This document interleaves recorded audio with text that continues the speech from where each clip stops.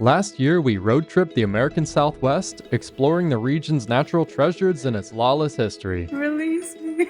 We rented an SUV, built a bed in the back of it to serve as our home on wheels. The real test of any vehicle is, can you sleep in it? And then, we set off into the depths of the desert to explore autumn and the most iconic landscapes of North America. From the scorching sun in Death Valley to a snowy Bryce Canyon through the heart of Utah, Arizona, and New Mexico.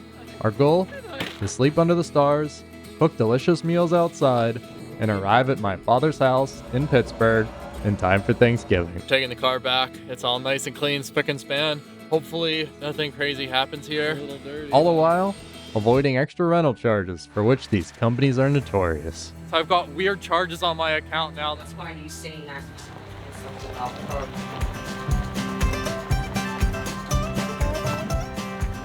Our first challenge is finding and outfitting a vehicle for the journey. Huge. Anyone who's tried to plan a road trip knows the high prices of camper van rentals. To better serve our budget, we're renting an SUV instead and building a simple $50 platform to sleep on. We rent some tools from the Home Depot and remove the back seats to make more room. All right, we got 2 bolts out now. Now that'll give us a ton of extra room. Yoo-hoo. Number 2 is out. They will live beneath the platform for the remainder of the journey. Next, we buy wood for the build and have Home Depot make all the cuts.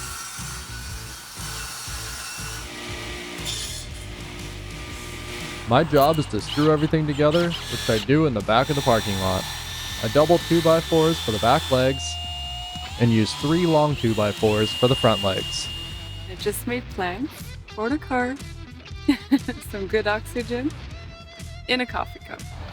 Then, we slide the platform into the 4Runner and hope that budget doesn't notice our transgression.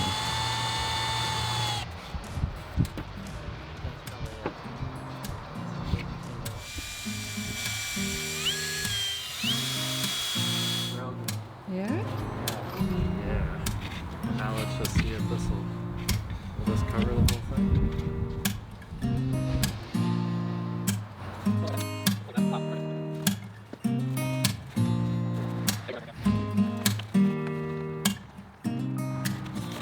With the SUV built and ready to camp, we drive to our first campsite in the mountains above Ashland, Oregon. It's a beautiful little gazebo with a fireplace and a picnic table. We put to use our new stove, making spaghetti, and then we crawl into the back of the SUV for our first night of the road trip. We're now hikers transforming into road trippers. Almost back to normal, but still very hungry. So in the mornings, we feast like kings.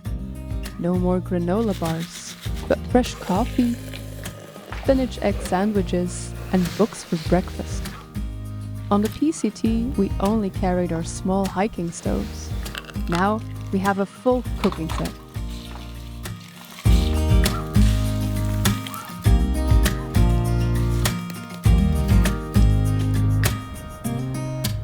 Winter is approaching, so it is time to make our way down south to warmer places. We are headed to the desert's southwest. This is Elsa's first time driving in America. Only days before I left Belgium to hike the PCT, I got my driver's license. This is my first time driving an automatic in the big bad USA. Exciting! Good thing I had a hell of a co-pilot.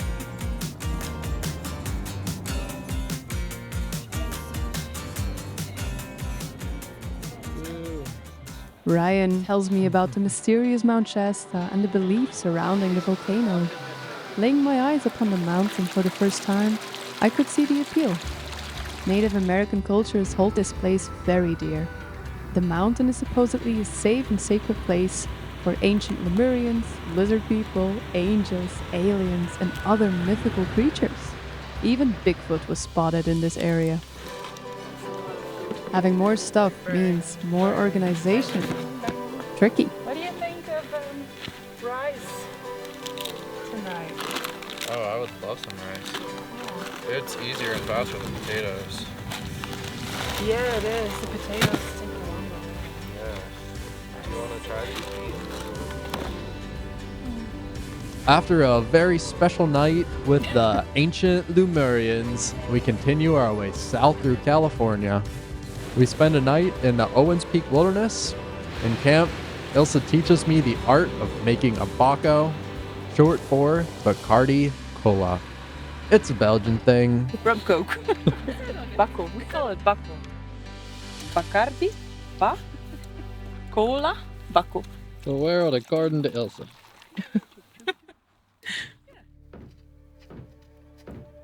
Capiche? Capiche? Good.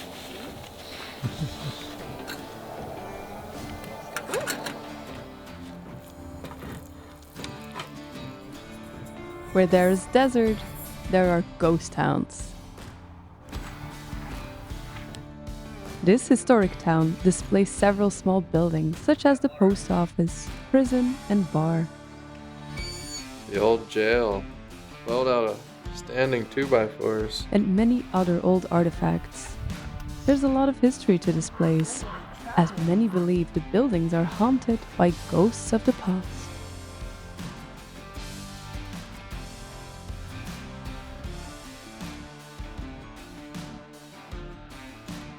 Have you robbed a train? Whoa, yes. The Trona Pinnacles are a hidden gem in the California desert, far away from, well, basically anything. Very beautiful though. Let me get it. The landscape seems as if it was plucked away straight from a sci-fi movie. Each natural monument looks differently, and the area stretches out for many miles. Just follow the sign that leads you to the place. The way to Trona, however, is off-road, and high clearance is recommended.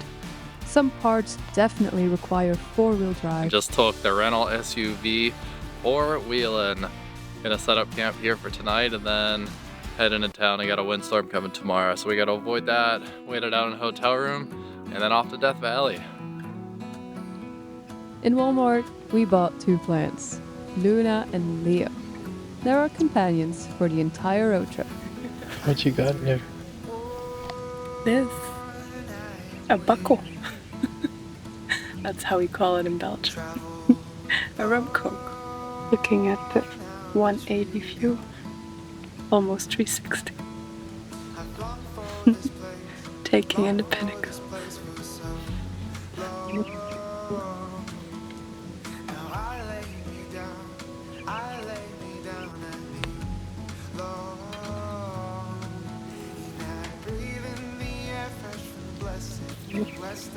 Held by the forest where I go for rest, and washed by the waters of Lake Michigan. And wherever I go, I will return again to my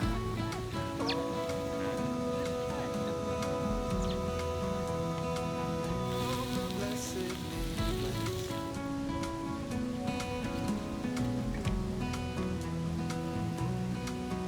I am torn.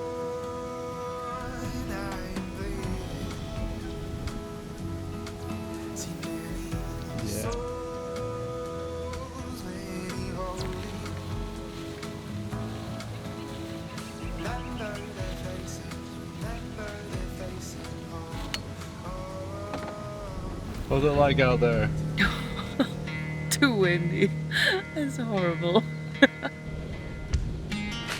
So the wind really picked up this morning and started blowing all of our stuff away. Our chairs, it blew our coffee over, it's spilled it all over the blanket.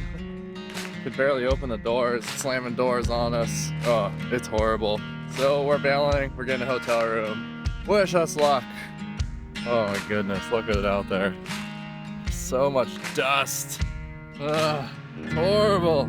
It's covering the whole inside of the car in dust too. Dust everywhere. Yeah, horrible.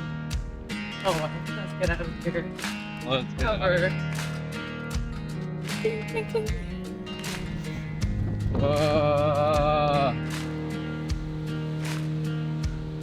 Beatty is a funky little town just over the border with Nevada.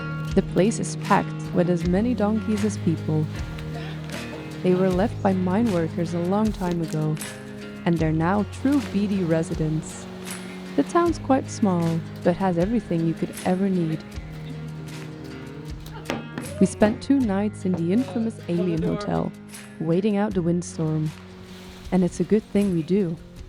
Later, we hear stories of roofs ripped off of homes. They were saying up to 70-mile-an-hour wind gusts, and we heard from residents in the town that people had their roofs and stuff ripped off and windows were getting smashed. So we definitely made the right call getting out of the back country, especially in Death Valley here where it's just completely open. But we're at the visitor center now, just got a park pass and about to go spend the weekend exploring Death Valley. Lowest point in North America. 182 feet below sea level. This is in the screen of your iPad. Our plans. Wow. Death Valley. A landscape just as crazy as you can imagine. This desert landscape in eastern California is incredibly vast, hot and dry. It's talking powder. Good for chafing and drying. Temperatures are often exceeding 120 Fahrenheit, and the climate's pretty inhospitable. Nevertheless, it is home to a diverse range of plant species and wildlife, all strong enough to survive the harsh desert conditions. You could probably spend weeks in Death Valley, exploring every cranny and nook. We only took 4 days to explore the park, which was still insufficient to discover the farthest corners of the park. So we promised ourselves we'll be back, with plenty of more time and gasoline. What makes Death Valley so interesting is its lowest point and highest point. Made it to the top of Telescope Peak at 11,000 feet.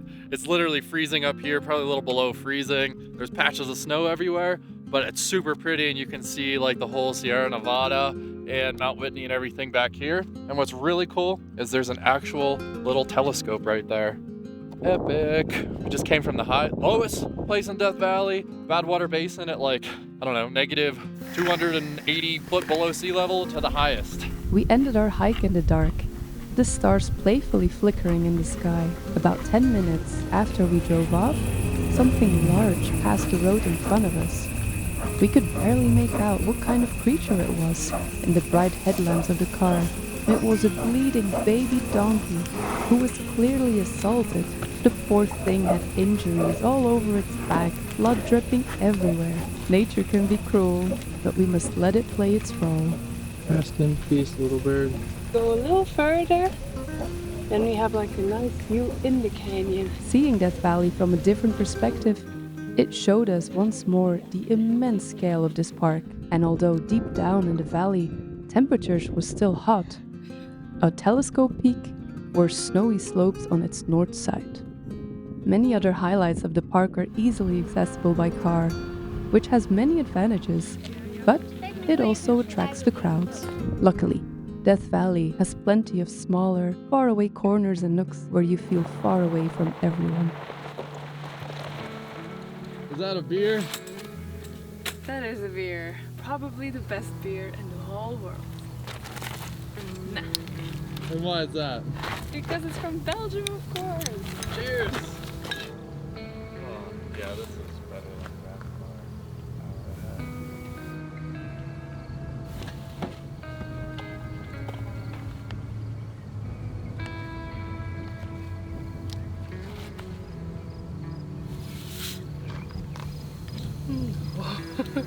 Just so they don't stick too much. Pro move.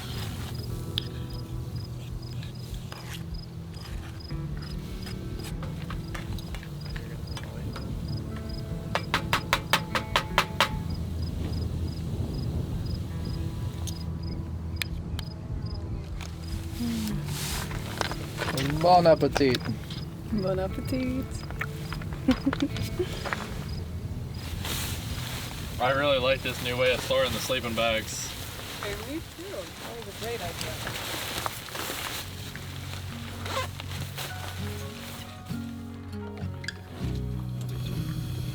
Oh, yeah.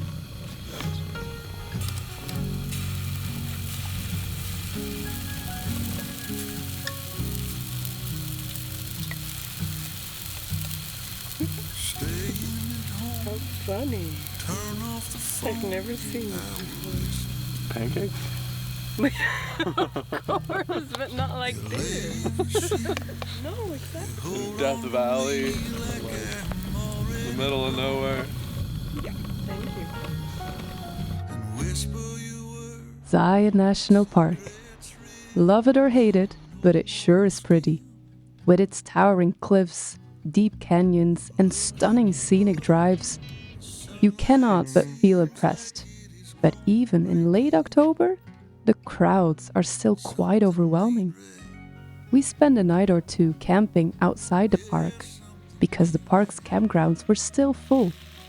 And we were initially planning to do the Zion Traverse hike, but we ended up bailing. Lots of people and visitors still, we just weren't ready for it. We still think this park is amazing and we would love to explore it better, but you have to be prepared and dodge the crowds. So we jumped on the scenic drive to Mount Carmel and made our way up north. We're at the Carmel Highway that leads from Zion to Bryce National Park. You can see why it's called that way, Carmel, I think because of the colors. And we're about to go through the tunnel, with 6 windows.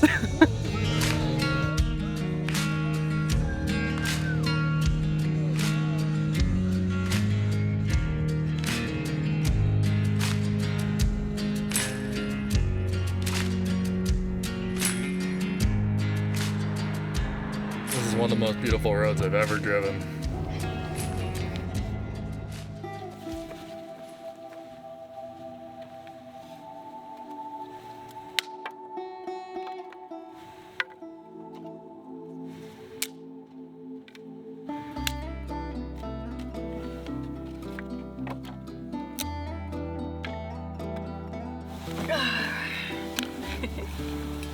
Doing some maintenance.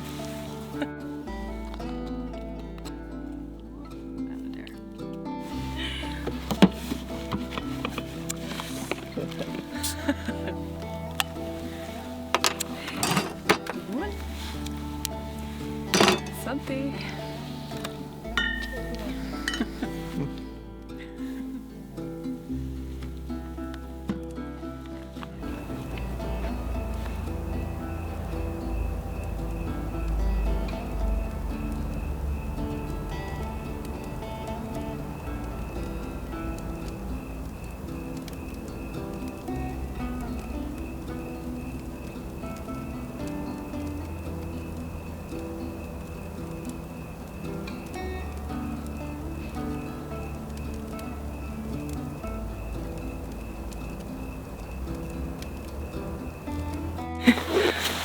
We are in Cedar Breaks.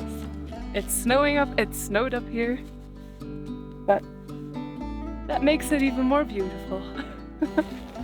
Cedar Breaks National Monument looks like an enormous outdoor natural theater. Imagine sitting in the front row of an amphitheater, surrounded by towering hoodoos and colorful spires. More magically, we arrived at the first snow. The trails around the monument, however, were closed, What shall we do now? so we didn't get that much time to explore around. Careful for your toes.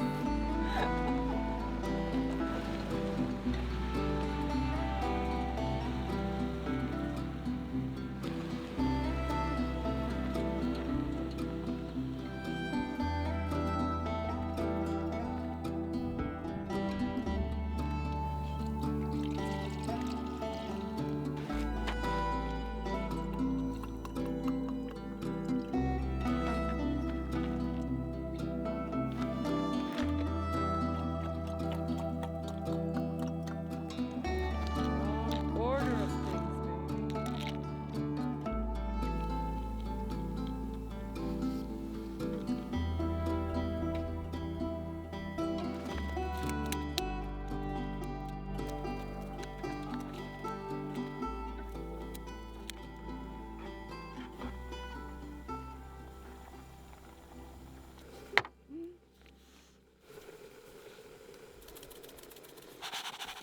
Oh, do them all.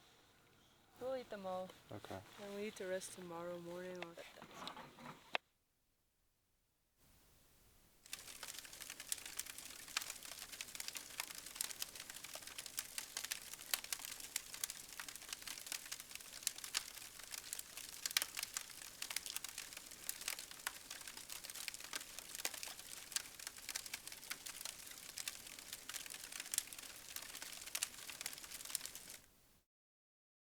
We went to Discount Tire and learned that there were 2 holes in the sidewall.